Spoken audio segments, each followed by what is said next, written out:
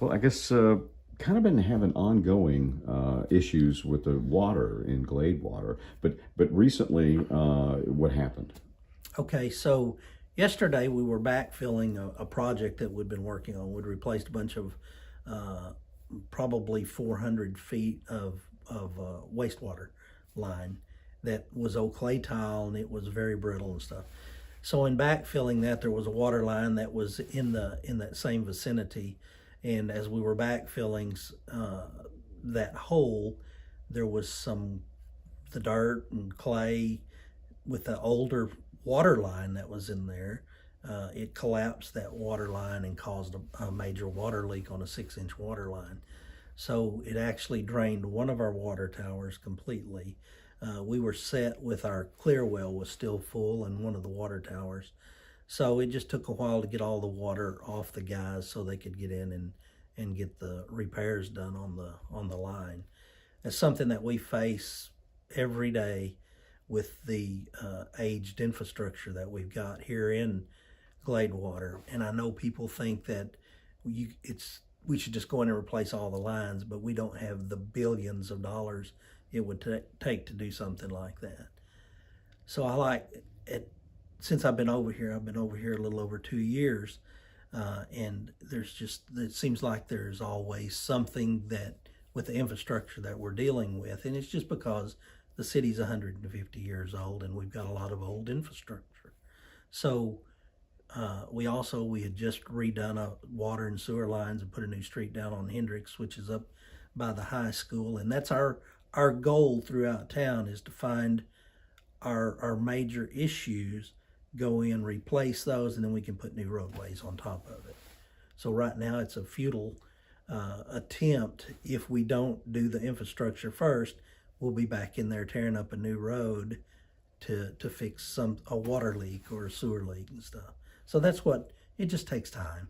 Yeah, Takes time. it's just no city this size could afford to replace everything. That's exactly right. And it it didn't happen overnight, and we can't fix it overnight. But I just we try to ask people to be patient with us, and I understand the frustration that they experience when you turn your water on and there's not any.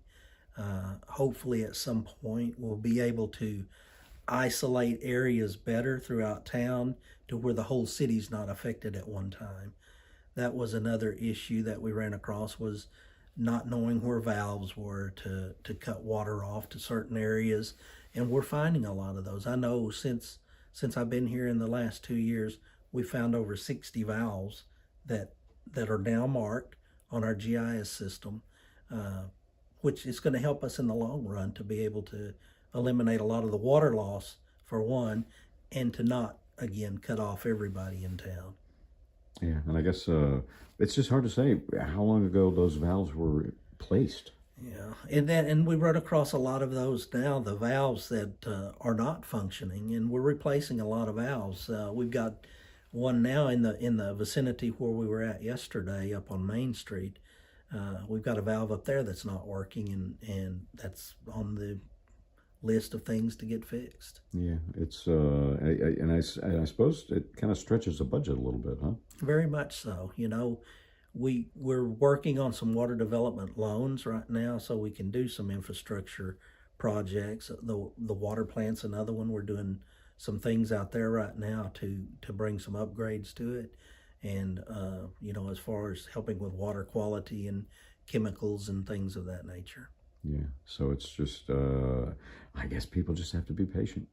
They, I just ask for their patience. And Public Works, they're doing so much now.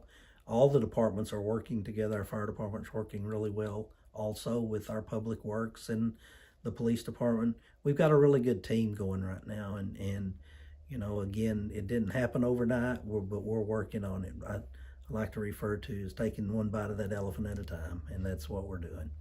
So now with the leak yesterday, did it cause no water flow in the city, or was there some? No, there was areas throughout the town that had absolutely no water.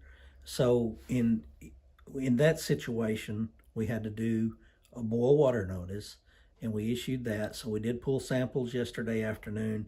They took them to the lab yesterday afternoon, and today, sometime afternoon, we should get our results back. Once we're clear, we'll lift the boil water notice. So as of right now, it's still It's just still in effect. Yes. yeah. Okay, and I guess it's just got to be till you get the test back.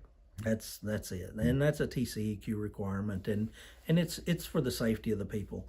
I will say this, that when we do repair a line now on the water line, before we put it back into service, as we're repairing it, we put the chemicals in the line itself to help clear everything. I know the chemicals that we enter in at the water plant, are all over in the water towers and our clear wells and stuff.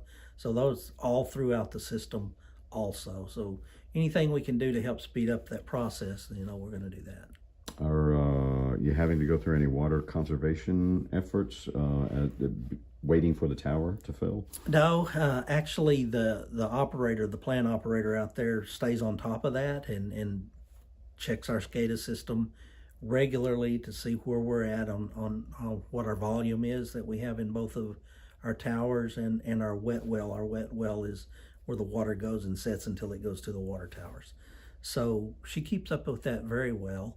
And if we're experiencing a leak, my public works people or fire department or whoever's involved in it will contact her. She can ramp up our treatment process and treat a little bit more water, and it's just a kind of a fine-tuned effort on everybody's part to make things operate. Do you know, off the top of your head, do you know how long it takes to refill the tank? I don't. Yeah. Yeah. It's a process. Yeah. Apparently. There's, when you got 400,000 gallons of water and just the way it's operating, and she would know, but I don't. I got you. All right. So I guess you guys are just handling it as it comes. That's, We are. And on top of that one we had yesterday, that caused all the problems. We had another one when we did turn the water back on. We had another main break, but it was one that we could isolate because we knew where the valves were at. So got it turned off, got it fixed within a couple of hours. Okay. So. Well, I guess you'll just keep people posted. We will. Yeah, we will. As you can. I've talked to the mayor and several of the council members and just kind of keep them updated because usually they're the ones getting the phone calls. Oh, sure. Yes. All right. Well, thanks a lot. Appreciate the information. Thank you.